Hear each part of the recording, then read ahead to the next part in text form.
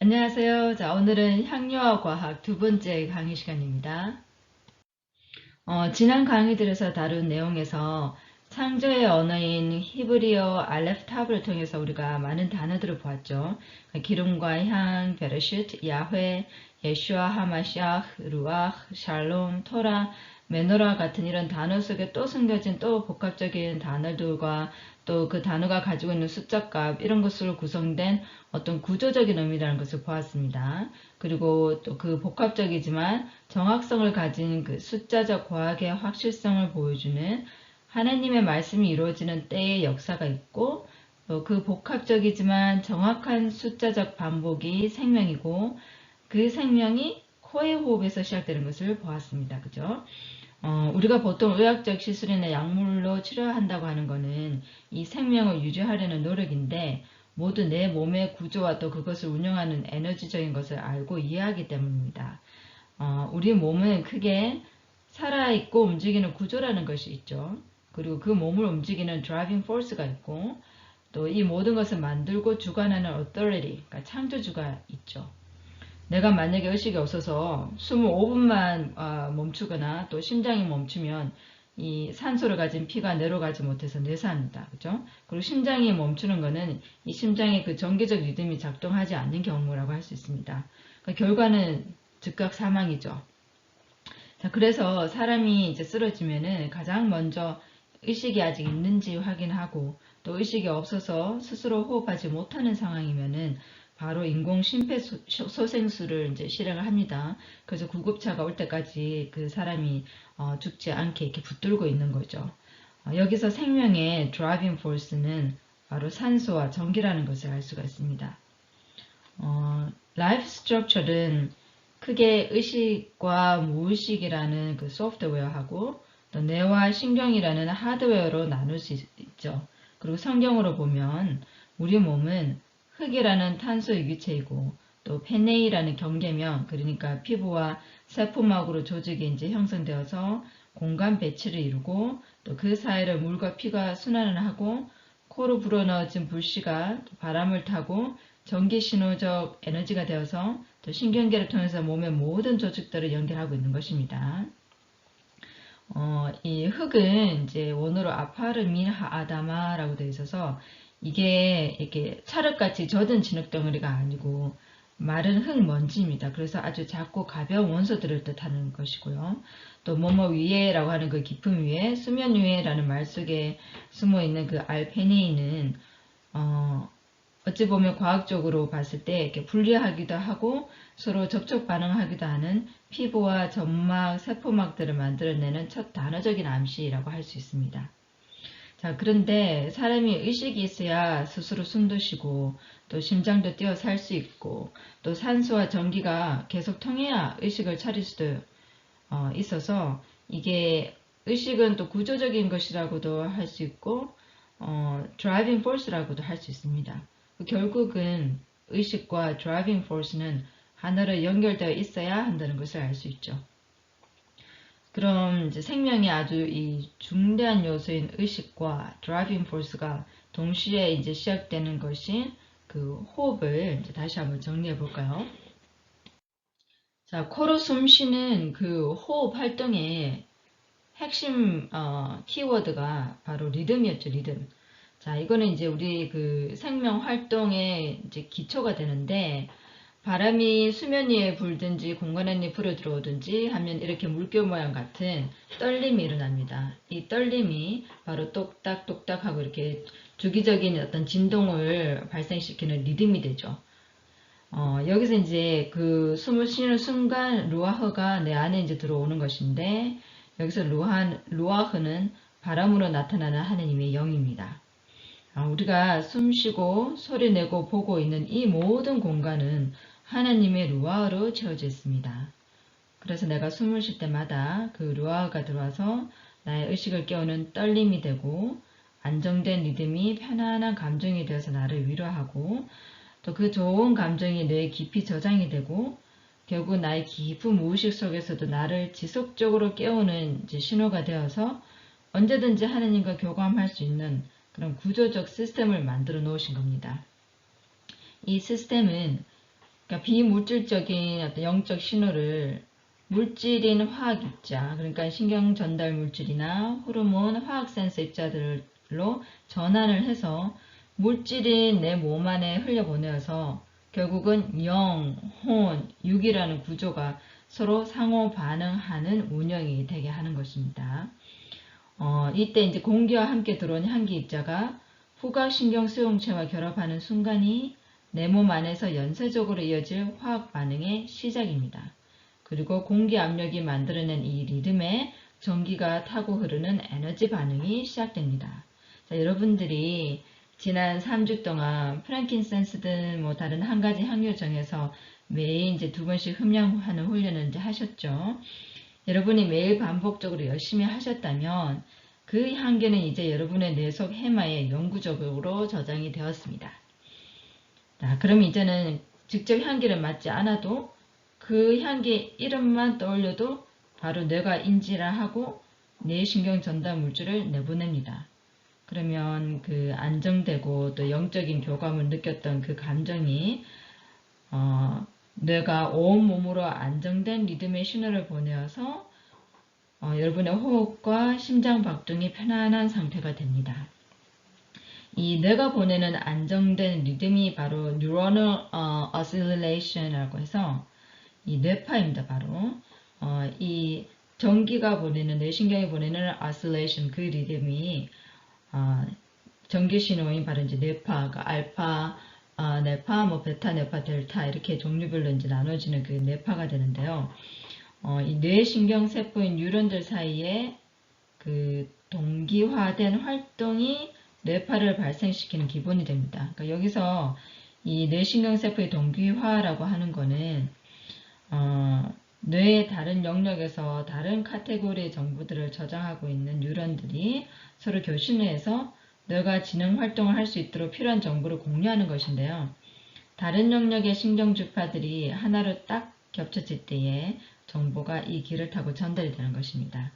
그리고 이 신경주파들이 하나로 이렇게 라인업이 되기 위해서는 신경 돌기면에서 화학입자나 신경전달물질 입자들이 접속하는 시냅스를 이용하거나 아니면 전달물질이 없어도 바로 신경줄기들끼리 이렇게 물리적 터치를 통해서 전기 전도를 하기도 합니다. 이렇게 이제 시냅스가 이루어질 수 있다는 것은 어떤 그 접촉하는 면이 있기 때문에 가능한 건데요. 이렇게 이제 다른 영역으로 공간적 분리가 되고 서로 맞닿은 면이 있어서 상호작용을 할 수 있는 것이 세포 생명활동의 아주 기본적인 구조이자 또 유지해야 될 중요한 성질입니다. 이것을 암시하는 것이 창세기 1장 2절과 3절에 나옵니다. 땅이 깊음 위에 있고 영이 수면 위에 운행한다 해서 땅과 영이라는 두 영역이 이렇게 배치가 되고 서로 만나는 면, 또 빛과 어둠을 나누사에서 나눈다는 개념이 이 물질과 에너지를 분리하기도 하고 또 접촉이나 결합이 될 수 있기도 하는 이중성을 보여준다고 할 수 있습니다. 인체에서 두 다른 영역이 교차하는 수단은 물질과 에너지 사이의 신경 시냅스와 또 물질과 물질 사이의 화학적 결합인데요. 화학적 결합에는 다른 모양의 구조가 또 필요하기도 합니다. 향기 입자가 세포와 작용하는 방법은 크게 이제 향기 분자가 가지고 있는 전자기적 주파를 이제 이용해서 모양이나 이제 크기에 상관없이 벽을 통과하는 그런 이제 방법과 또 향기 분자가 가지고 있는 독특한 광학 이성질체 이제 구조를 이용해서 퍼즐을 끼우는 것 같은 그런 리셉트 결합 방식입니다.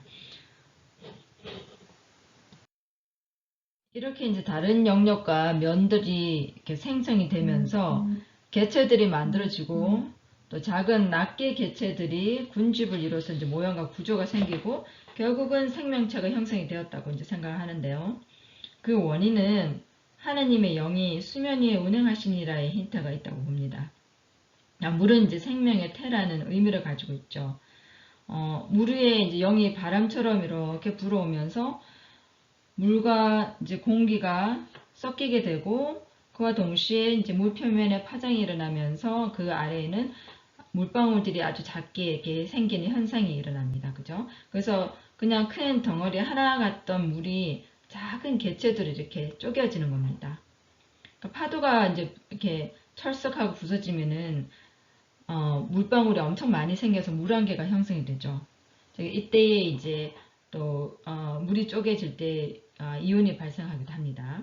자, 이거는 이제 나중에 세포호흡인 산화 과정에 이제 원리하고 이제 이어지는데요. 오늘은 이제 이렇게 계속 우리가 앞으로 향료가 어떤 치유적인 성향을 가지는지 그것을 이해하기 위한 어떤 기본적인 텀을 이제 본다고 할 수 있습니다. 또 하나의 이제 유독물질인 기름도 방울들로 나눠지는 성질을 가지고 있습니다. 자, 이렇게 기름을 물속에 부으면 어떻게 되나요? 보시는 것처럼 작은 방울들로 쪼개집니다. 자, 이것 또한 동일한 성질을 가진 수많은 개체의 발생이고 세포들의 군집을 이제 나타낸다고 할 수 있는데요. 이렇게 서로 달라서 섞이지 않는 성질을 가진 물과 기름이 질량을 가진 물질 입자들을 발생시키고 또 공간을 나누고 나눠진 공간에 고유성이 생기게 한다고 할 수 있겠죠. 물과 이제 기름은 이렇게 개체 사이의 경계면을 자연스럽게 만들어서 세포 하나하나를 이제 구성하기도 하고 또 이제 세포들 사이의 공간도 만들어서 물이 흐르는 채널이 됩니다.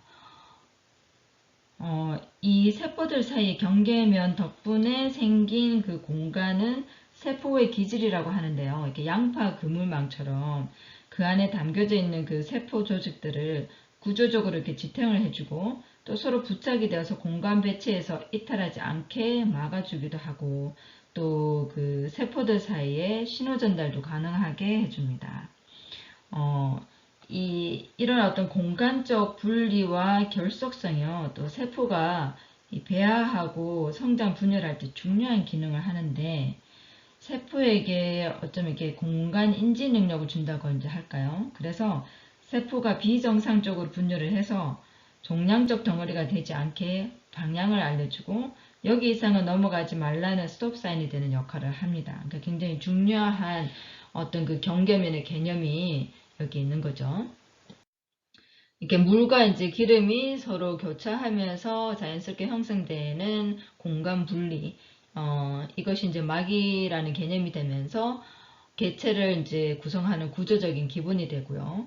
자, 그래서 이제 인체의 세포나 또 막을 가진 모든 생물은 물과 기름으로 이제 구성이 되어 있습니다. 이 물과 기름의 이제 이중 구조가 세포막이 되는 것을 이제 이중 인지질층이라고 하는데요. 물에 잘 녹을 수 있을 만큼 작은 것만 들어오고 또 몸에 나쁜 물질은 그러니까 세포에 유해한 물질은 들어오지 못하게 막는 벽이 됩니다.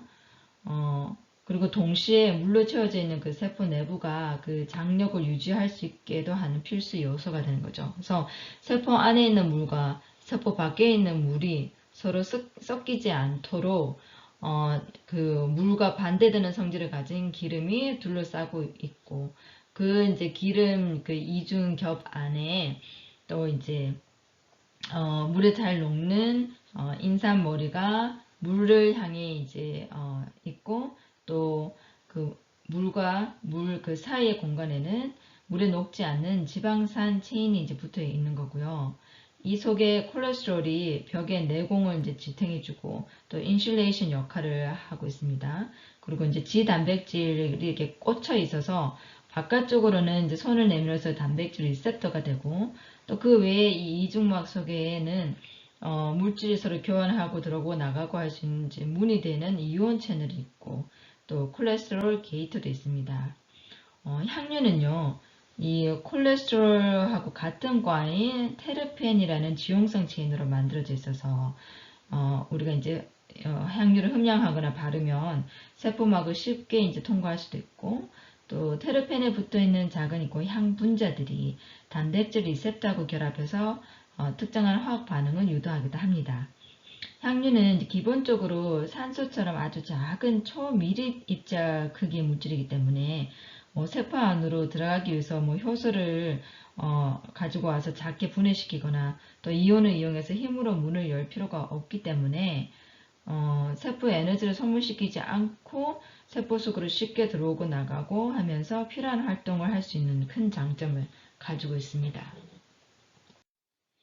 자, 이제 그 인체 이제 세포막에서 콜레스테롤이 그 배리어 역할을 이제 하고 또 그 세포 벽을 만드는 구조적인 재료가 되는 것처럼 이 이제 향유의 콜레스테롤이라고 하시는 테르펜도 식물의 세포 구성의 주요 빌딩 블록입니다. 그러니까 결국은 그 이제 메발로닉산 그 합성 그 파스웨이라고 하는 그 과정을 통해서 이제 인체 세포는 콜레스테롤을 만들어내고 같은 초기 물질에서 식물은 테르펜이라는 이제 오일을 만들어내는데 결국은 콜레스테롤이나 이 테르펜이라는 것은 이제 같은 물질입니다.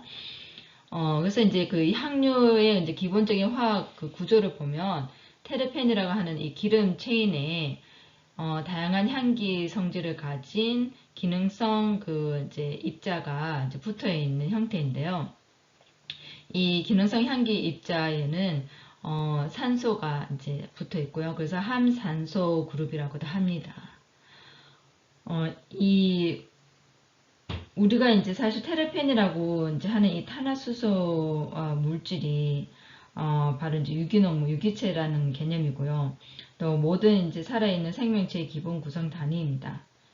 우리가 이제 숲속에 가면 이제 나무의 향을 이제 맡을 수 있죠. 그래서 몸에 이제 좋다고 하는데 이 나무숲이 많은 곳에는 공기 중에 그 테르펜 방출량이 많습니다. 이 박테리아 같은 세균막도 테르펜과 같은 초기 물질로 만들어지기 때문에 식물의 향유는 세균에 대한 정보도 기억할 수 있어서 스스로 이제 방어하고 치유하는 데 사용하기도 하고 또 인체에 들어오면은 인체 내에 있는 세균성 감염에 저항하는 힘을 이제 보탤 수도 있습니다. 한국의 한국환경과학학회지에 보면요. 이 산림 지역에서 이제 수목이 자기 보호를 위해 배출하는 휘발성 유효화물 중에서 질병에 치유 효과가 있는 테르펜은 대표적인 피톤치드 물질로 알려져 있다. 테르펜은 주로 침엽수에서 많이 배출되는 것으로 알려져 있는데 수종별 차이 이외에도 온도, 습도, 빛 등의 여러 환경인자의 영향을 받는 것으로 알려져 있다.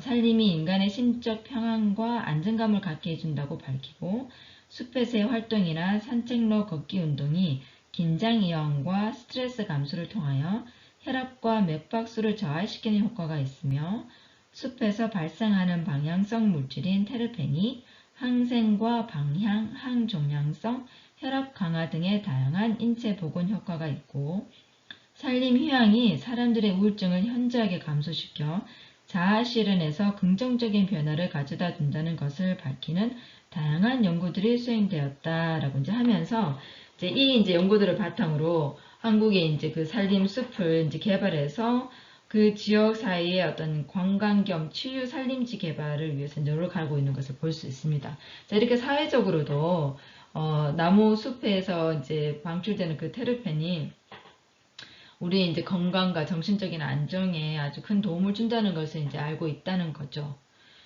자, 우리가 사용하는 향료가 바로 이런 산림 식물에서 추출해내는 치유하는 향이 있는 테르펜 오일입니다. 치유 목적으로 이제 사용하는 향료의 테르펜은 크게 모노테르펜과 사스키테르펜인데요. 모노라는 것은 한 개라는 것이고 사스키라는 것은 두 개라는 뜻입니다. 그래서 모노테르펜이 이제 더 작은 분자 크기를 가지고 있는 것이고 주로 이제 꽃이나 그 감귤류, 그러니까 시트러스 계열 과일 껍질에서 이제 추출이 되는 알코올성이 있는 그래서 발향성이 이제 강한 이제 오일입니다. 그 알코올성 이제 향기는 소독력이니까 알코올성을 가지고 있기 때문에 소독력이 있으면서 또 정신을 맑게 하고 기분을 가볍게 향상시켜주는 효과를 가지고 있습니다. 반면에 이제 세스키테르펜은 주로 나무 종류와 뿌리에서 많이 추출되는 성분이고요. 이렇게 금세 날아가 버리는 이제 꽃 향기와는 다르게 조금은 더 무거운 느낌으로 오래 지속됩니다. 향료는 이제 이렇게 테르펜이라는 유기체인에 열쇠 체인에 많은 열쇠들을 걸어서 사용하는 것처럼 다양한 화학적 성질을 가진 기능성 향 분자들이 이제 달려 있습니다. 이 기능성 향 분자들이 이제 주로 리셉터를 결합해서 호르몬 분비를 유도하거나 신경 전달 물질처럼 신경 센서가 되거나 면역 세포들이 면역 사이클을 발동시킬 수 있게 하는 화학 센서 역할도 합니다. 주로 이제 보통 이제 에센셜 오일의 양리의 화학적 기능이라고 하면은 항산화, 항염, 항바이러스, 항박테리아, 항진균, 소독, 살균, 신경 안정, 진경작용, 통증 완화, 세포 재생, DNA 복구, 항암, 면역 증진, 신경계 조절 등이라는 이제 그 이름들이 이렇게 붙는데요. 결국은 이제 항류가 치유성이 있는 이유는 이제 여기 보시는 것처럼 세포막의 재료와 같은 지방산 체인인 테르펜이라서 세포에 쉽게 이제 흡수가 되고 결합이 되니까 세포와 이렇게 그 그러니까 부작용이 없이 상호작용이 이제 친밀하게 될 수 있고, 또 이렇게 이제 그 함산소 향기 이제 분자들이 산소와 수소를 이제 많이 달고 있어서 우리가 보통 이제 그 세포가 산화작용을 하면 부산물로 산화유리기가 많이 생성되어서 그게 이제 세포를 공격하고 염증을 일으키고 모든 질병의 원인이 된다고 하죠. 그런데 이제 이 산소와 수소를 많이 달고 있는 그 향기 입자들이 산화유리기에 이제 전자를 이제 제공해줘서 유리기를 안정시키고, 또 세포 생명의 기초 대사인 그 환원 과정하고 또 영양소를 이렇게 분해해서 흡수하고 에너지를 발생시키는 가수분해에 그러니까 가수분해라는 그 과정에 계속해서 그 필요한 산소와 수소, 탄소 그 3대 원소를 어떤 다른 불필요한 에너지 소모 없이 제공해 줄 수 이제 있기 때문입니다. 이게 무슨 말이냐면 기본 생명 활동과 유지에 꼭 필요한 산소 호흡과 전기 발생을 도운다는 것입니다. 바로 드라이빙 포스가 되어준다는 거죠. 뇌에 산소가 가지 않고 심장 박동이 멈추면 바로 죽는다고 했죠. 그러니까 세포 차원에서 향유가 생명을 붙들어주는 역할을 하는 것입니다. 이게 안정이 되면 세포는 이제 스트레스풀한 상황이 아닌 좀 여유 있는 상태에서 자기가 해야 할 일을 정상적으로 하게 되고, 이게 이제 데스 사이클에서 라이프 사이클로 전환되는 치유라는 것입니다. 치아에 이제 충치가 생기면 그 치아는 데스 사이클이 시작된다고 합니다. 또 몸에 염증이 생기면 데스 사이클, 곧 죽을 수도 있는 질병 사이클이 시작되는 거죠. 이걸 아예 생기지 않게 하거나 초기에 돌려놓아야 이제 일이 쉬워집니다. 그죠? 그런데 매일 향유를 흠양하고 또 몸에 바르고 영적으로 교감하고 기분 좋고 안정된 감정과 정신 상태를 유지하고 환경을 깨끗이 소독하고 하는 것은 분명 라이프 사이클이라고 할 수 있겠죠. 그 어떤 것보다도 이제 이 향유가 더 복합적인 생명 지원을 해줄 수 있다고 할 수 있다고 하겠죠.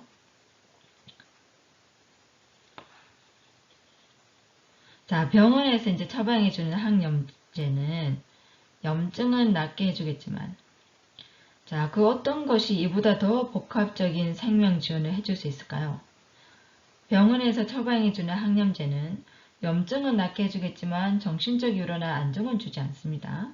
항우울제 양이나 아편류 진통제는 일시적으로 통각신경을 누르거나 뇌신경 전달 물질을 막아보겠지만 대신 근육 염증이나 신경 염증을 치료하지 못하고 오히려 오래 먹으면 파킨슨 병이나 급성 호흡곤란이 일으켜서 부작용으로 갑자기 죽을 수도 있습니다.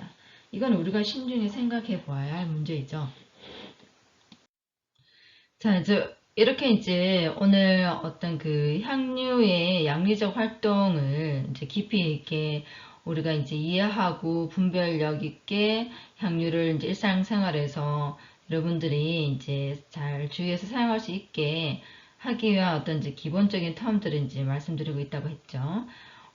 그래서 이제 다음 시간에도 이어서 향유의 화학적 성분들을 하나씩 예로 뽑아서 어떻게 작용하고 어떤 치료에 적용할 수 있을지 구체적으로 볼 건데요.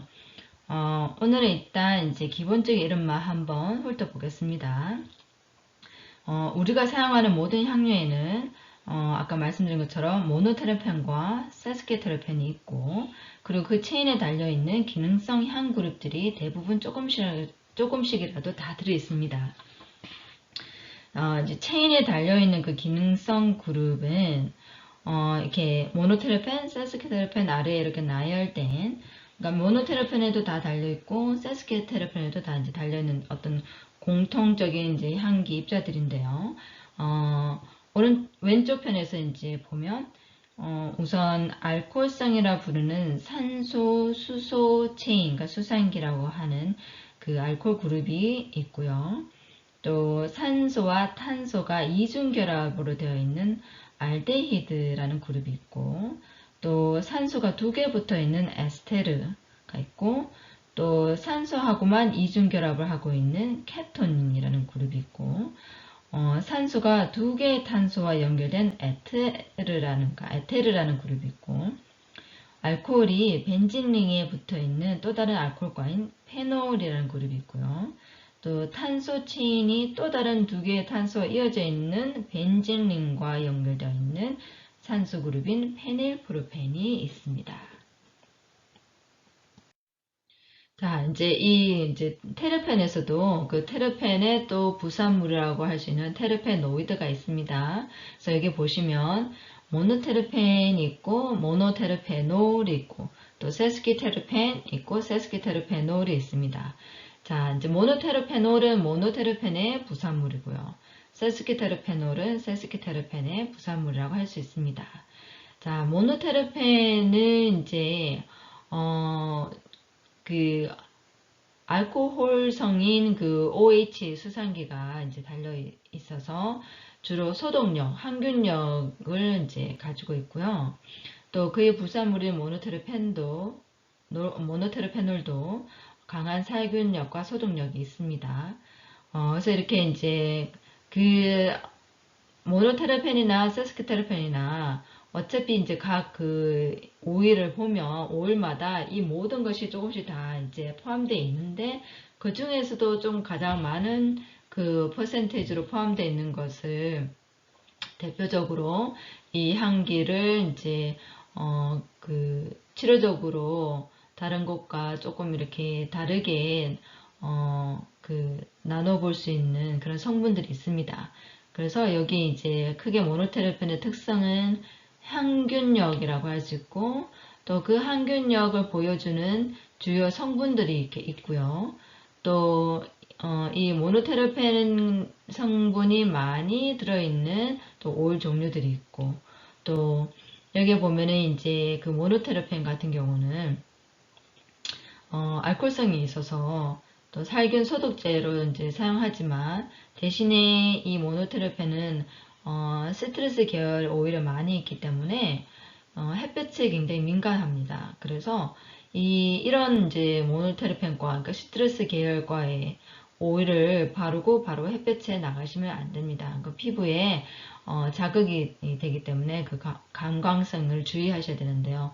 주로 이제 버가못, 레몬, 뭐 와일드 오렌지 뭐 이런 이제 오일이라 할 수 있고요. 또 모노테르페놀은 똑같이 메노테르펜가인데 알코올을 가지고 있고 강한 살균력을 가지고 있습니다. 그래서 이제 그 대표적인 성분이 여기 보시는 대로 있고 또 이 성분을 좀 많이 함유하고 있는 대표적인 오일들이 있습니다. 그리고 모노테르페놀은 주로 이제 항균 수렴이 필요할 때 이제 상처 치료 같은 데 이제 많이 사용을 하고요. 또 세스키테르펜은 그러니까 항균 효과도 있으니까 모든 테르펜과 오일은 기본적으로 그 살균력을 가지고 있는데요. 세스키테르펜은 또한 항염 효과가 또 큽니다. 그리고 항산화 능력도 가지고 있습니다. 그래서 이제 우리가 이렇게 염증을 치료하거나 뭐 항산화 작용이 필요하다 할 때는 세스키테르펜 그 성질이 좀 더 많은 오일을 이제 선택하는 거겠죠. 그래서 그런 성질이 좀 있는 오일들이 이게 대표적으로 이제 여기 제가 정리를 해봤고요. 그래서 주로 이제 뭐 관절염이나 어떤 그런 염증성 진통을 이제 치료하는 데 사용하고 또 이제 항염 성분이 있기 때문에 호흡기 바이러스로 인한 그 염증을 치료할 때도 사용합니다. 그리고 세스키테르페놀도 세스키테르펜과이기 때문에 당연히 이제 항염성이 있고요. 또 이제 피부 재생 능력도 가지고 있습니다. 그리고 세스키테르페놀로 분류되는 이제 성분들이 있고요. 또 그 성분들을 좀 많이 함유하고 있는 오일들이 있습니다. 그리고 이제 이 세스키테르페놀 오일은 좀 면역 촉진이 필요하고 또 이제 혈관과 림프의 이제 염증을 좀 제거하고 또 피부 재생에서 이제 그 염증이 생겨나지 않도록 그 치료하는 데에 많이 이제 사용을 합니다. 그리고 이제 이 모노테르펜과 이제 세스키테르펜 기본 체인에 달려있는 함산소 분자 그룹을 또 조금 이제 디테일하게 보면은 아까 이제 모노테르페놀, 세스키테르페놀을 보면서 알코올성은 이제 커버가 됐고요. 그 다음에 이제 볼 수 있는 함산소 분자 그룹에 알데히드가 있습니다. 알데히드는 향기 발산성이 강하고요. 그래서 이제 우리 보통 이제 그 새콤한 향이 나는 감귤류 오일에 많이 이제 들어가 있습니다. 근데 그 대신에 아주 불안정해서 산화가 쉽게 되기 때문에 햇빛에 노출되면 안 되고요. 이제 특성은 이제 중추신경계를 안정시키고 또 혈관을 확장시키고 이제 신경 진정 작용을 한다는 것이고요. 이 알데히드 성분이 좀 많은 오일들을 사용하실 때는 피부에 바를 때는 좀 자극적일 수도 있어서 그 디리모넨 함유가 많이 있는 오일과 이제 섞어서 이제 사용을 하시면 되니까 중화를 좀 시켜서 사용을 하시는 거죠. 그 다음에 이제 케톤 분자 그룹인데요. 이 케톤은 이제 산소 원소 이중결합된 탄화수소 구조고 이게 좀 강한 성질을 가지고 있는 그 신경 독성이 있습니다. 그 대신에 이제 소량을 잘 활용을 하면 그 호흡기 질환에서 거담 작용을 하고 또 진통 작용을 할 수 있고 또 소화 작용도 할 수 있습니다. 그런데 이제 보통 우리가 임신 중이나 유아 어린이에게는 사용을 금지합니다. 이 신경 독성의 위험성이 있기 때문에. 그리고 피부에 이제 바를 시에는 이게 이제 상처 치료에도 도움이 이제 되기 때문에 이런 성분들을 우리가 피부에도 바르는데요. 대신에 1원제 1% 비율의 희석으로 사용하시는 게 안전하고요. 혹시 잘못 너무 많이 사용하거나 복용을 하면 간 독성이 있어서 위험합니다. 그리고 케톤에 들어있는 또 캠프라는 다른 성분은 중추신경을 자극해서 경련, 발작을 일으킬 수 있기 때문에 또 주의하셔야 됩니다. 그 다음에 이제 페놀인데요. 페놀은 이제 그 천연계에서 이제 존재하는 항균 살균성을 가진 이제 성분 중에서 가장 대표적인 것이라고 할 수 있는데 보통 우리가 이제 갑자기 뭐에 물렸거나 뭐 이렇게 이제 그 급성 그 발열성 뭐 박테리아성 이렇게 쇼크 감염성 쇼크가 왔을 때나 뭐 이제 이럴 때 우리가 이 이제 페놀 오일을 이제 그 국소 부위에다가 사용하는데 이걸 이제 바르면은 피부가 빨갛게 됩니다. 이게 왜냐하면은 그 이제 모세혈관을 이제 촉진을 시켜서 막 혈액순환이 빨리 되게 이제 해주는 건데요. 그래서 빨리 이제 면역 활동이 이제 일어날 수 있게 도와주는 작용을 하는 것입니다. 그래서 이제 페놀은 급성 감염 시 이제 주로 사용을 하는데 대신에 만성 감염 치료에는 모는 이제 테르페놀류 오일을 사용합니다. 그리고 역류화 사용은 금지입니다. 자, 그리고 이제 페놀도 조금 강한 성질을 가지고 있기 때문에 소량을 희석해서 사용하셔야 됩니다. 그래서 주로 이제 복용용으로는 사용하면 조금 이제 위험할 수가 있어서 잘 알고 사용하면은 이제 괜찮지만은 그냥 무조건 복용을 하거나 그러시면 안 됩니다. 자, 그 다음에 이제 에스테르라는 이제 함산소 분자 그룹이 있는데, 이제 에스테르의 이제 큰 특성은 진경작용입니다. 그래서 신경을 안정시켜주고, 근육을 이제 이완시켜줘서, 보통 우리가 위나 장의 경련성 소화불량이 이제 났을 때에, 사용할 수가 있고요. 대표적인 오일로는 이제 로먼 카모밀이 있고, 또 자스민이 있습니다. 그 다음에 이제 에테르라는 함산소 분자 그룹이 있는데, 이 에테르는 페놀에서 이제, 파생된 또 성질이라서 또 소독 살균성이 강합니다. 그래서 또한 또 피부 자극성이 있기 때문에 주의를 하셔야 되고, 똑같이 소량을 희석해서 단기적으로만 사용하시는 것입니다. 그러니까 2주 이상 이렇게 매일매일 뭐 사용하시거나 뭐 그렇게 또 매일매일 이렇게 너무 오랜 기간 동안 복용을 하시게 되면은 간에 무리가 돼서 또 간 독성이 될 수도 있고 또 암을 일으킬 수 있는 위험성도 있습니다. 그리고 임신 중이나 모유 수유 기간에는 사용을 금지합니다. 마지막으로 이제 산화물이라고 불리는 악사이드가 있는데요. 사실은 이제 모노테르페놀에 이제 가까운 것이고, 또 이제 주요 성분은 원에이 시네올입니다. 그러니까 여러분이 잘 아시는 유칼립투스 오일의 이제 고유 이제 성분인 유칼립톨과 똑같은 이제 원에이 시네올, 그러니까 원에이 시네올과 유칼립톨은 이제 같이 이제 같은 것이라고 할 수가 있고요. 이 원에이 시네올과 유칼립톨이라 부르는 이 성분의 이제 특성은 호흡기 질환은 기관지염이나 폐렴에 걸렸을 때에 많이 생길 수 있는 어떤 심한 가래를 이제 제거해주고 염증을 치료해줄 수 있는 그런 이제 역할을 하고요. 대표적인 오일로는 유칼립투스, 라빈트사라, 로살리나 같은 이제 오일이 있습니다. 자, 이렇게 이제 그냥 큰 그림으로 테르펜과 또 테르펜에 이제 붙어 있는 함산소 분자 그룹의 이름들만 오늘 일단 이제 보았는데요. 여러분들이 이제 이름을 계속 반복적으로 이제 들으면서 나중에는 이제 이게 익숙해지실 거예요. 그러면 이름이 일단 귀에 익숙해지면 그 다음에 그 이름별로 성분을 또 보시고 또 오일을 여러분들이 이제 필요한 이제 목적에 따라 분류할 수 있는 이제 그런 판단력이 이제 생기시는 거겠죠.